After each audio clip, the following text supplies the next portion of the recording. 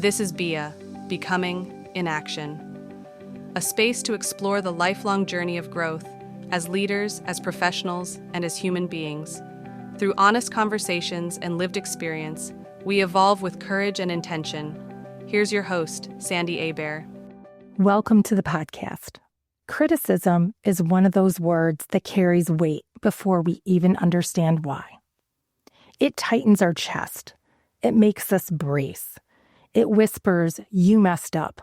You're not enough. You failed." Most of us didn't learn that criticism was information. We learned that it was danger. Somewhere along the way, criticism became tangled up with our worth. So instead of asking, "Is this useful?" we ask, "What does this say about me?" And for a lot of us, the fear of criticism ends up shaping our lives in quiet ways. We stay small. We stay agreeable. We don't say the thing. We don't try the thing. We choose what feels safest and not what feels truest. Not because we're lazy or unmotivated, but because being judged feels worse than being unfulfilled. What's rarely talked about is this. You cannot be criticized unless you're visible, unless you are participating, unless you are doing something that matters to you. So criticism isn't proof that you failed. It's proof that you showed up. Today we're talking about criticism, the fear of it, the weight of it, the stories we tell ourselves about it, the difference between feedback that helps us grow and criticism that was never meant to help at all. How to give it without harming, how to receive it without collapsing, and how many of us are living our lives in a way that avoids even the possibility of being criticized. Because when criticism equals failure in our minds, we start editing our lives for approval instead of alignment. The goal isn't to love criticism. The goal is to stop letting it decide who we are allowed to be. Let's redefine what criticism means and how to use it instead of letting it use us. Just the other morning, I was talking with my husband, and he started giving me notes on my latest podcast.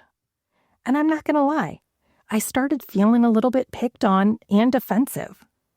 As I walked away from the conversation that was all about word choice and font size with my shoulders slumped, he cheerily said, "I'm going to make you better, baby." He clearly was not picking on me. He was joining the party of my new endeavors and contributing to make them better. I am not trying to be perfect, so I don't have to feel badly when somebody points something out that could be improved. And he is just sharing his opinion. That's all criticism is, an opinion. It's not fact. Criticism isn't the enemy. It's the fear of criticism that is. When criticism becomes synonymous with failure, rejection, or "I'm not enough," we stop living expansively. We shrink, we edit ourselves, and we choose safety over growth. That's why I think we really need to rebrand or reframe criticism. Most of us hear criticism and translate it as, "You messed up, you're wrong, you're not good enough, you don't belong." But at its core, criticism simply means an evaluation or response to something that exists. You cannot be evaluated unless you are visible. You cannot be evaluated unless you are doing something. So criticism is not proof of failure. It's proof of participation. And we all should be participating. When you participate, you're going to make mistakes. Why? Because we are human and we were built to make mistakes. I worked for my mom for a few years, and she instilled in me that the only people who don't make mistakes are people who don't do anything. It isn't a question of if you're going to make a mistake. It's a question of when. Let's stop calling all feedback criticism. Let's just call it feedback until we assess whether it's constructive or destructive. The fear of negative feedback shows up as overthinking every decision, people-pleasing disguised as being nice, staying quiet when you have something to say, choosing the path that draws the least amount of attention, not the most alignment, and living a life that's inoffensive rather than honest. It's as if some of us aren't afraid of failing, we're afraid of being seen failing. Avoiding negative feedback often costs us our creativity, our truth, growth, connection, and even joy. We have to remember not all feedback is created equal. There is a distinction between constructive and destructive feedback. One of my therapists told me that when someone says something to me, I don't have to let it go straight to my heart. Words are like softballs. They get lobbed my way. I can have a catcher's mitt in front of my heart. The words can land in that mitt, and then I can look at them and evaluate and decide if they are helpful or not. If they are helpful, I can use the feedback to make changes. If they are not helpful, I can just drop the ball on the ground and not think about it again. I bring that catcher's mitt to mind often, especially when I'm having challenging conversations. Constructive feedback is about behavior, choices, or work, not your worth. It's specific, not vague, and it's timely and actionable. It comes with genuine curiosity or care, and it leaves you feeling challenged, but not diminished. Van Guyang suggests the sandwich technique can be very effective when providing constructive, useful feedback. It starts with the top bun, which is a positive compliment. An example of this would be, "Hey, Sandy, I'm so excited about everything you are creating. I can see how impactful your work has already been." Then you will want to frame the feedback. "Sandy, I want to do everything I can to help you continue to succeed and magnify your impact. Can I share a few things with you?" That asking for permission is really important. It helps that person understand your intention and allows them the opportunity to say, "This is not a good time for feedback, but I would like to talk to you about it." Or they can say, "Yes, now is awesome." Then comes the filling of the sandwich, the actual feedback. And this part is a little tricky. You cannot shift your voice from that caring, calm tone into, "Well, you need to fix this," because it's not going to land. It's important to stay positive. What this would look like is, "Sandy, I think quality and consistency are important components to your brand. In this last round of content, I noticed a few things that I think could be improved with just a few small tweaks." Then the bottom bun comes, ending on a positive note. "You're doing amazing things, and I know you're going to be helping a lot of people." Care in your voice, that tonality matters. And of course, we always want to avoid public criticism. We want to be empathetic and acknowledge that we have our own imperfections. We have our own areas of growth that we're continuing to work on. This approach helps to maintain morale and improve performance in a non-threatening way. You might be saying to yourself, "Well, that sounds too soft. Sometimes you just have to tell it like it is and give someone the brutal truth." I think brutal honesty is often a justification for being cruel. First of all, it isn't the truth. It's an opinion. Second, the deliverer of the message is often getting way more satisfaction from the verbal aggression than actually providing help to the other person. People do not resist feedback because they hate growth. They resist feedback because it can threaten their identity, their safety, their competence, and their belonging. When those are protected, feedback works. When feedback triggers threat, cortisol rises, cognitive flexibility drops, listening decreases, and memory retention declines. When feedback feels supportive, dopamine increases, learning improves, and openness increases. The delivery of the feedback actually determines your neurological outcomes. You're not taking a softer approach to go easy on the other person. You're taking a softer approach to get effective results. Destructive feedback is really what we should be thinking of as criticism. It's feedback that's attacking character or identity. It's rooted in control, insecurity, or superiority. It's vague, shaming, or absolute. You never. It leaves you feeling smaller, not clearer. Not all feedback deserves your attention, but none of it gets to define your value. When my oldest son, Grant, was 6, a classmate told him that a mutual friend liked him better than Grant. And I said, "Oh man, did that hurt your feelings?" And Grant looked at me really confused and said, "Mom, when someone says something that isn't true, it doesn't hurt your feelings." I thought, wow, yeah, he's got this figured out and I'm still struggling with it. You can decide that feedback is criticism and not worth your time, your attention, or your energy. In the words of Taylor Swift, think of your energy as if it's expensive, as if it's a luxury item. Not everyone can afford it. Be intentional with your time and focus. Don't waste it on people or negativity that do not invest in you. Have that catcher's mitt up and only take in what truly serves you. Receiving feedback effectively involves maintaining a growth mindset. And that means listening actively without interrupting, controlling your emotional reactions, and thanking the person providing the feedback. Key strategies include asking clarifying questions for specific examples, reflecting on the input to find those nuggets of truth, and focusing on actionable improvements rather than defensiveness. One thing that I have done in my career to avoid feeling criticized is to tell on myself first. When a meeting goes sideways or I make a mistake, I take it to my boss before someone else does.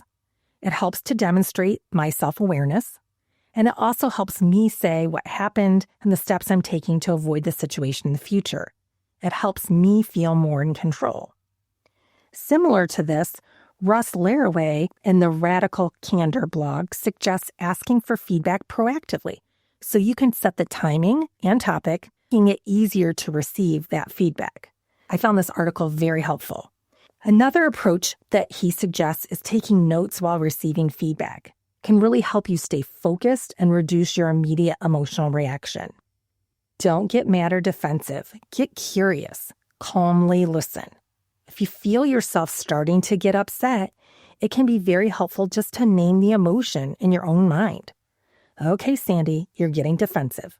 Then reappraise the situation. Gerard is just trying to help me. He's putting in a lot of time and effort to make my business successful. He is not criticizing me. He is helping me. Make sure you check for understanding. Ask clarifying questions. You want to convey that you heard the feedback. And make sure you communicate what action you will take. Following up after acting on the feedback is also important to show that you valued their input. Feedback truly is a gift.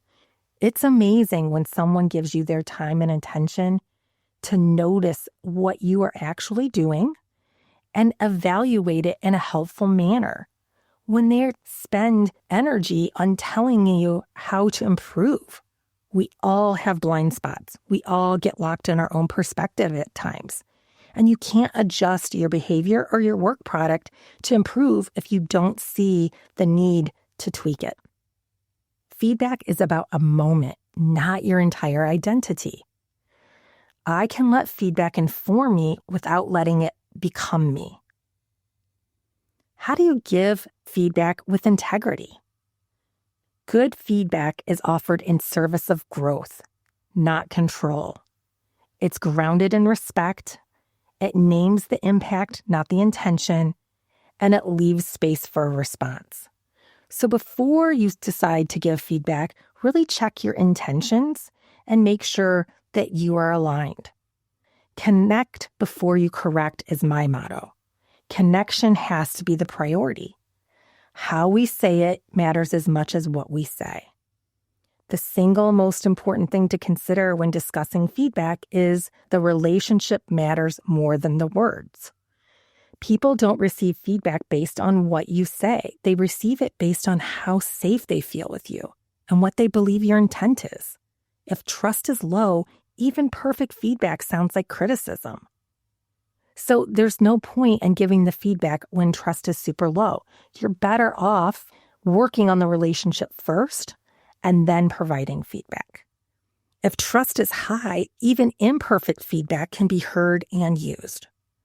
When someone receives feedback, their brain is unconsciously asking, are you for me or against me? Do you see me as capable? Is this meant to help or judge? Am I safe right now? If those answers feel positive, then the feedback lands. If not, it is going to result in defensiveness, shutdown, or resistance. Feedback should feel like support, not evaluation. You are not delivering a verdict on a person. You are helping them to succeed. What matters most, more than technique, is your intention, your tone, your timing, your curiosity, your respect, your humility, and your willingness to own it's your perspective, not the truth. People can sense all of these things instantly. A simple reframe that can change everything is, instead of thinking, I need to give them some feedback, think, I want to help them be successful. That shift alone changes delivery. It's a big no-no to try to deliver feedback when you are activated. You're going to come across as frustrated, annoyed, impatient, resentful, or rushed. The nervous system of the other person is going to detect all of that before they even hear your words. So always regulate first, then have the conversation. Before giving feedback, ask yourself, if I were them, how would I need to hear this to stay open? This question protects both clarity and connection. Feedback's not about accuracy, it's about impact, and impact depends on trust. In personal relationships, starting feedback with the story I'm telling myself is a very powerful, vulnerable technique that reduces defensiveness and fosters clearer communication. Brené Brown talks about this in her book, Rising Strong. It helps separate facts from interpretation and allows you to voice, test, and correct assumptions while building trust in the relationship.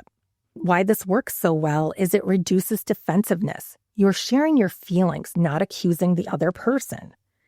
It invites dialogue. It allows the other person to say, well, that's not really what I meant, and offer their own story. And it builds trust. It creates space for vulnerability and understanding. After sitting in the car pickup line at school to get Luke and dealing with the crazy traffic getting out of the parking lot, I was grumpy when I got home the other day. Gerard asked me what was wrong, and I used this technique. I told him, the story I'm telling myself is that now that I don't have a full-time job, I have to do all the invisible and unpaid life logistics because it feels like what I'm doing now isn't as important as what you are doing. And it sucks up all my time, and I have so many things that I want and need to do. Now, I know this is not true. Gerard is so supportive of what I'm doing. He is giving up a lot of his spare time to support me in the work that I'm doing. I told him, I'm grumpy from sitting in the pickup line, and honestly, I haven't gotten my workout in today. I think that I need to go take a walk outside and get some fresh air and sunshine. I felt so much better. I let Gerard in on what I was feeling. I challenged my own story. The truth is, I was making up a story that was diminishing my worthiness and then projecting that insecurity onto Gerard. Hearing it out loud allowed me to see it wasn't true and to figure out what I really needed in that moment. And I didn't start a fight that would have gotten me nowhere and would have just caused discord in our relationship. Gerard didn't even have to say anything. I worked through it on my own and came back from my walk, and we had a great evening. In my research for doing this episode, I found some really interesting research around high performers and providing feedback as a leader. High performers are often excellent at execution, but unintentionally create feedback problems because of how they think and operate. High performers generally deliver feedback from standards, not empathy. High performers have very high internal standards, so they assume this is obvious and I shouldn't have to explain it. So feedback comes out as impatience, disappointment, micro corrections, or frustration with competence gaps. Others experience this as, I'm failing or I'm not good enough. People don't grow under perceived judgment. They grow under perceived belief. Many high performers pride themselves on being direct. Direct without relational safety becomes threat. The nervous system hears, you're not meeting expectations, instead of, I want to help you succeed. This triggers defensiveness and reduces our learning capacity. High performers often fix things themselves, and they move fast. They tolerate problems silently so that when they finally do speak up, they're at a very high level of frustration. So feedback arrives with big emotional charge. The other person feels blindsided. Why didn't you tell me earlier? Predictability is how we feel safe. If you have surprise criticism, that feels like a threat. Because high performers are improvement-oriented, they will often scan for gaps. So they're unintentionally correcting more than reinforcing. They're noticing errors more than progress. But motivation science shows us that progress recognition drives performance more than error correction. This connects strongly with the research by Carol Dweck on growth mindset. People improve when effort and development are recognized, not just deficiencies. High performers often are self-motivated, seek feedback naturally, and hold themselves accountable. So they assume others operate in that same way. But the reality is, many people need psychological safety first. They fear evaluation, and they definitely interpret feedback as identity judgment. It's important to keep the projection bias in mind. We can't assume that others share our motivations and tolerance levels. We need to build those relationships so we understand and can approach feedback in a way that can make feedback effective. High performers frequently tie self-worth to competence. So when someone on their team struggles, it feels like a reflection on them. It feels like a threat to outcomes and a loss of control. This creates urgency and emotional intensity in feedback conversations. The irony is, the more identity you attach to performance, the less effective you become at developing others. This leads us to the leadership paradox. The traits that make someone successful individually can undermine them as a leader. High performers often have high standards that come out as a leadership risk of perceived criticism. High performers operate at a high speed. This can make others feel rushed. High performers are very independent, but that often leads to an underdeveloped team. High performers have that high sense of accountability, but it leads them to have a lot of judgment in their tone.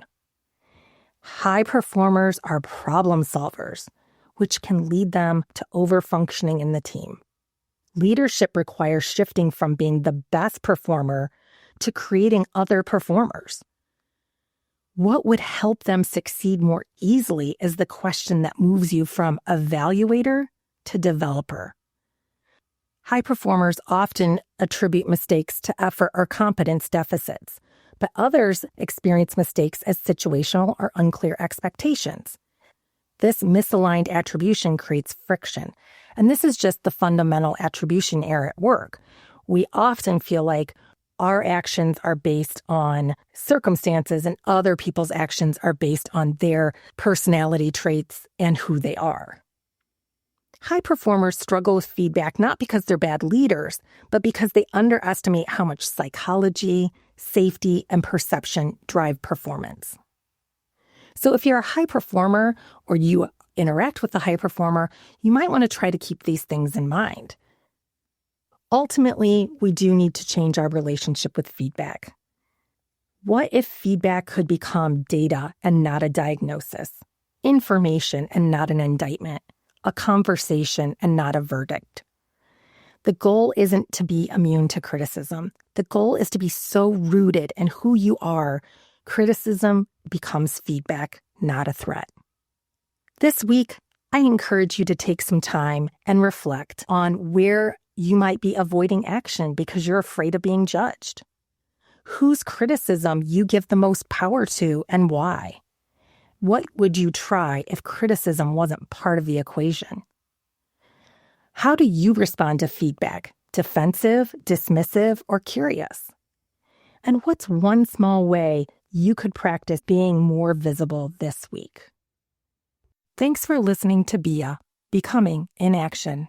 The name Bia comes from the Greek goddess of force and power, and to me, it's not power over others, but the inner strength it takes to speak honestly, set boundaries, and move forward with intention. Becoming in Action focuses on the fact that growth requires both reflection and movement. Awareness without action doesn't change anything, and action without awareness isn't sustainable. Becoming really is a practice. If this sounds like a journey you're interested in going on with me, please hit follow in Spotify, follow Bia Personal Coaching on Instagram, or check out my website, biapersonalcoaching.com. And if you know someone who's in a season of becoming, please share with them. Thank you, and see you next time.